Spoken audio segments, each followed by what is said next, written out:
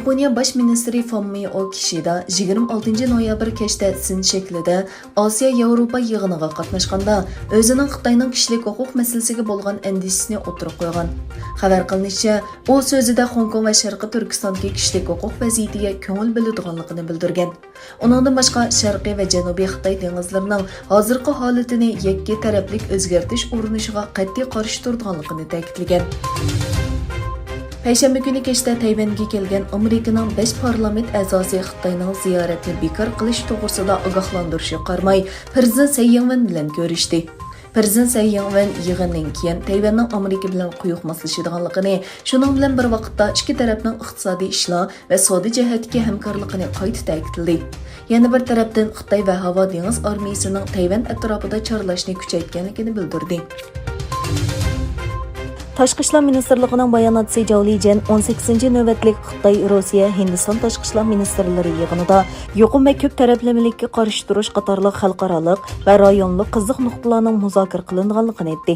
Lekin xalqaroliq kuzatuvchilar Amerika, Xitoy o'rtasidagi nurg'un sohalarda surkilish keltirib chiqargan Osiyo Tinch okean jiddiyligining kun tartibining asosli temalarining biri bo'ladiganligini ko'rsatdi. Ermeniya va Ozarbayjon rahbarlari Rossiya prezidenti Putin bilan Sochida ko'rishdi.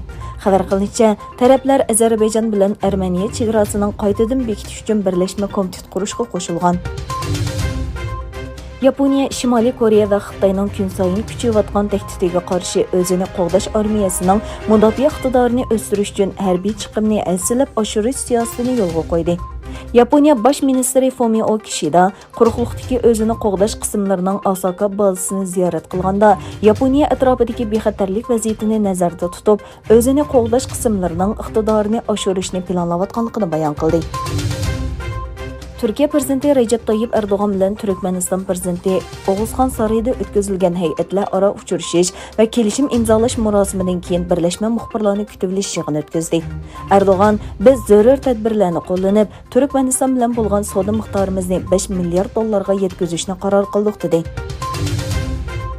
Xalqaro ayollar tennis top jamiyatining bayonotchisi o'zlarining Xitoy tennis top mahiri Pangshuayning ahvolidan yanada intoyini andisha qilayotganligini o'tirib qo'ydi.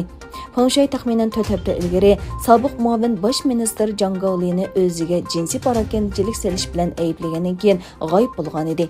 Bir mezgil o'tgandan keyin Xitoy taratqullari 35 yoshlik tennis top mahirining rasm va videolarini e'lon qilgan edi. Ayollar tennis top birlashmasining bosh ijroiya amaldori Steve Simon bu ko'rinishlarning o'zini kifoya qilmaydi. Bularni ko'rish xosharnorlik bo'lsa-mu, lekin uning erkin yoki emasligi noma'lum dedi.